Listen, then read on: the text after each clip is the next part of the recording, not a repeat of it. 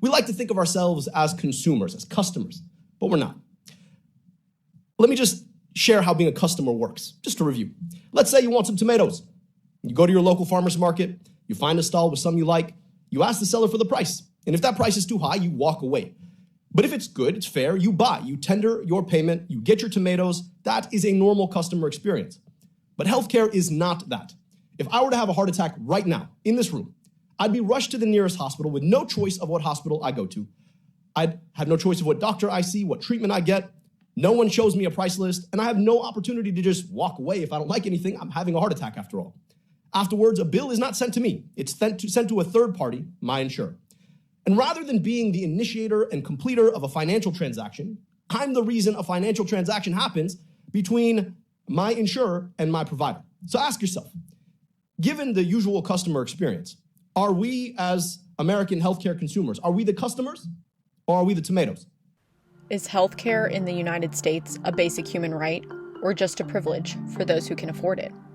It's one of the biggest debates in America, and the answer depends on who you ask. Today, let's explore how we got here, how the U.S. stacks up against the rest of the world, and what the future might hold. The U.S. system of employer-based health coverage didn't start as a grand plan. It was a workaround. During World War II, the federal government imposed wage and price controls, limiting how much employers could raise salaries. To attract and retain workers, companies began offering health insurance as an employment perk. These benefits were tax-exempt for employees and tax-deductible for employers, a powerful incentive that solidified employer-sponsored insurance as the norm. Post-war, the 1954 Internal Revenue Code legally allowed employer health benefits to be excluded from taxable income, reinforcing the growth of employer-based health coverage. Despite multiple attempts to change this new system, like FDR's Fair Deal and Truman's push for universal health care, the influence of the American Medical Association and political resistance kept the U.S. on a private insurance track. In the 1960s, we added Medicare for seniors and Medicaid for low-income populations, which were government-sponsored programs. However, employer-based insurance remained the main choice for most Americans. And over time, insurance companies became gatekeepers of healthcare. Fast forward to today, insurance premiums are sky high, often more expensive than rent or a car payment. Hospitals and pharmaceutical giants operate almost like monopolies, consolidating power and limiting competition. And even if you have insurance, there's no guarantee your healthcare will be covered. Claims can be denied, bills pile up, and patients are left fighting bureaucracy while sick. In this employer-based insurance system, it seems that healthcare has become less about patients and more about profit. If we compare the U.S. healthcare system to the rest of the world, we are spending more and getting less. The U.S. spends $12,555 per person annually on healthcare, which is double the average of other wealthy nations. Yet Americans have lower life expectancy and higher infant and maternal mortality rates than countries like Japan, France, or the UK. Trying to give you a look into what it's really like to be a doctor in 2025. One of my PAs saw a patient who had some right calf tenderness and was suspicious for a deep venous thrombosis and sent her to get an ultrasound, which showed that she had a DVT. And we called in the anticoagulation for her, the medicine that she needed to be safe. And then her pharmacy let her know that her insurance had denied that because they wanted more clinicals. Like, we saw her in person, we were suspicious for a DVT, we got an ultrasound that confirms a DVT, and we ordered the treatment. And they wouldn't give it to her because insurance denied it because they want more information. I mean, I just don't even know. This is so broken. It's so broken. We did everything.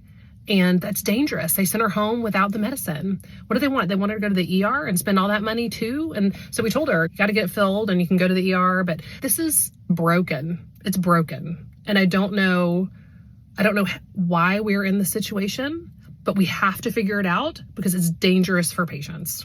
Universal coverage is the main model across the globe.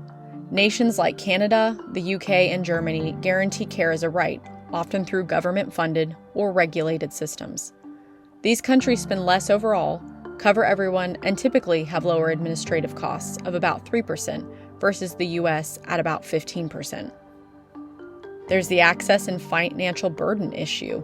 Around 27 million Americans remain uninsured, and tens of millions more are underinsured, meaning high deductibles or out-of-pocket costs keep care out of reach. They billed our insurance company over $3 million for the cost of transplant. Then I have another EOB right after it, which was another $1 million.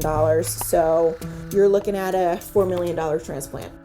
I don't know what people do without insurance. How could you even begin to pay that? In the US, medical bankruptcy is the leading cause of personal bankruptcy. In contrast, medical bankruptcy is virtually unheard of in countries with universal coverage. So here's the paradox. Americans pay more, get less, and still argue whether healthcare should be a right at all. With all of this background in mind, where do Americans go from here? If we stay the course with our current system, costs will keep climbing across the board. They're projected to hit $7.2 trillion by 2031, nearly 20% of the US GDP.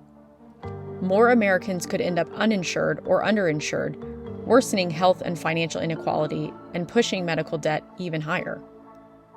We could push for reform. Proposals range from a public option, which is a government plan competing with private insurers, to Medicare for All, which is a single-payer system. But intense lobbying by insurers, hospitals, and pharmaceutical companies makes large-scale reform politically difficult. There's the addition of new tech and AI. AI and telemedicine could lower costs by streamlining paperwork, diagnosing faster, and reducing unnecessary procedures. However, if these tools remain locked behind private ownership and profit motives, savings may never reach patients. So, is healthcare in the US a right or a privilege? Right now, it looks a lot like a privilege.